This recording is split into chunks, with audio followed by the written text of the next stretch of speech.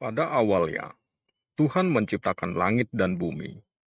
Bumi belum terbentuk dan dikelilingi oleh lautan samudra yang luas. Lalu Tuhan yang baik itu menciptakan bumi dan segala isinya. Kemudian yang paling teramat teristimewa dan spesial di matanya adalah ciptaan yang serupa dan segambar dengannya.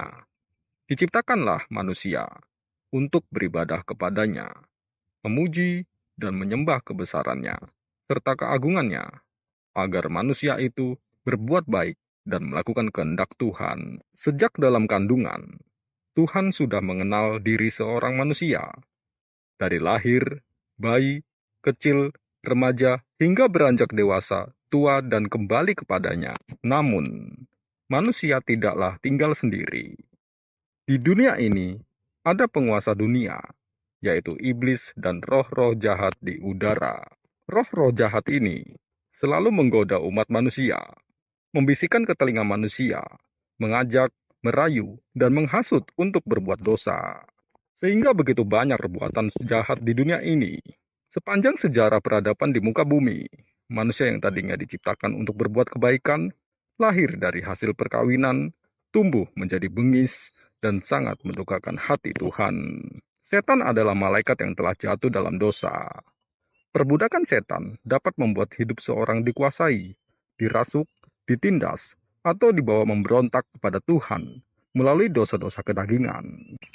Manusia mudah jatuh dalam tipu dayanya, melawan Tuhan atau menduakan Tuhan seperti praktek sihir, pemakaian jimat, dan kuasa-kuasa gelap. Kuasa kegelapan ini mengendalikan pikiran manusia, membawa sakit penyakit, dan menyebabkan perilaku yang jahat, ketidakmampuan hidup normal, bahkan hingga memicu seseorang mengakhiri hidupnya sendiri. Selain membahayakan diri sendiri, juga dapat membahayakan orang-orang di sekelilingnya. Tanda-tanda pengaruh kuasa jahat setan yang sedang memperdayakan hidup seseorang yaitu mengalami penyimpangan seksual maupun moralitas seperti perzinahan, penganiayaan, homoseksual, merusak diri sendiri seperti penyalahgunaan obat bius, mabuk minuman keras, rakus, tamak, kesombongan, mengejar ilmu spiritual melalui ajaran palsu, okultisme seperti meramal, memakai susuk, menjadi dukun, merasa tertekan secara mental, rasa takut, amarah, cemas, gangguan psikologis, gangguan kesehatan yang disebabkan oleh kuasa kegelapan, tidak bebas dan tidak bisa merasakan hadirat Tuhan, pemberontakan, atau ketidakmampuan untuk menolak dosa sekalipun dia tahu apa yang dilakukan itu adalah dosa.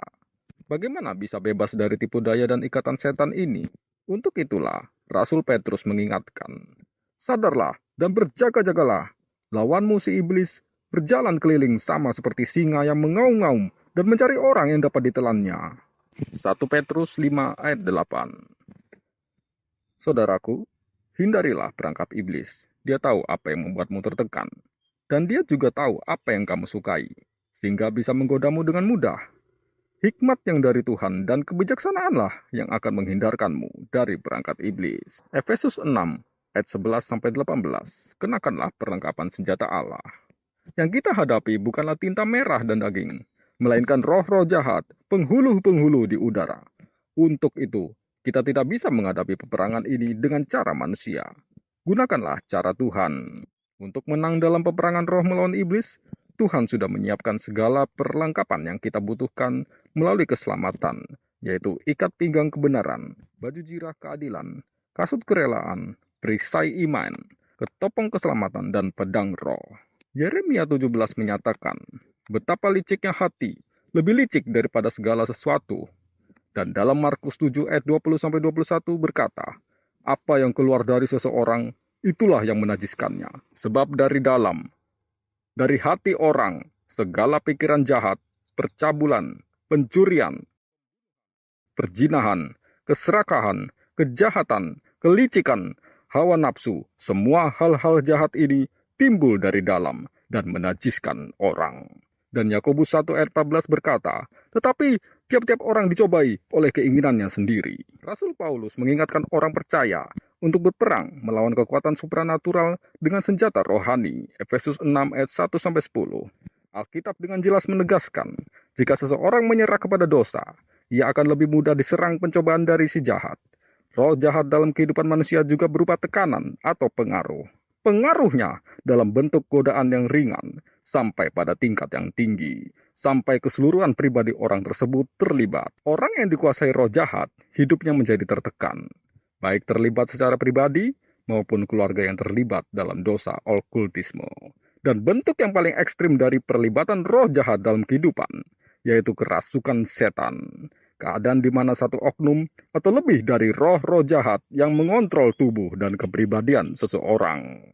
Selama waktu itu, ketika seseorang kerasukan, roh jahat berbicara melalui dia, dan orang tersebut sering tidak sadar akan peristiwa terjadi, atau sadar tetapi tidak dapat menguasai dirinya sendiri.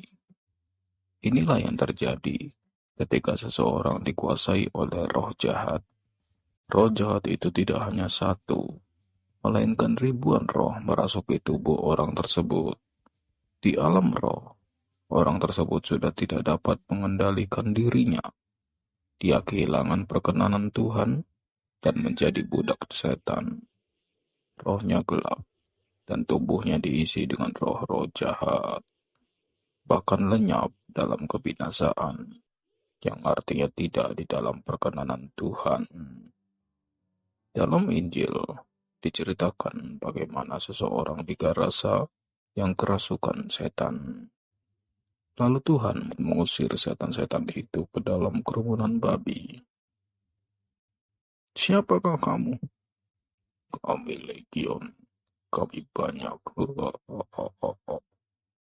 Menyalah dari orang tersebut. Lalu seketika roh-roh jahat itu pergi kepada babi-babi itu. Babi-babi itu kemudian jatuh di jurang dan mati lemas. Di kisah itu, betapa banyaknya roh-roh jahat menguasai tubuh orang itu jika hidupnya tidak di dalam Tuhan. Tubuh, pikiran, dan jiwanya dipakai roh-roh jahat untuk berbuat dosa. Roh-roh jahat itu ingin menghabisi tubuh dan jiwanya, namun kuasa Tuhan membebaskannya. Lalu, apakah benar semua manusia itu pada dasarnya baik? Perhatikan tunas dan pohon ini. Seperti tunas tumbuh berakar kuat menjadi sebuah pohon, dari buahnya lah kita akan melihat.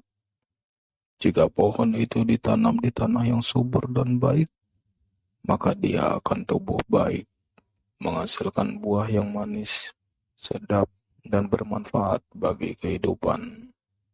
Namun, jika pohon itu ditanam di bebatuan yang gersang dan tandus, pohon itu pasti menghasilkan buah yang pahit dan rusak. Apa yang kita tabur, itu juga yang akan kita tuai. Saudaraku, hidup ini seperti uap, sebentar saja berlalu. Berbuat baiklah selama masih diberikan kesempatan hidup.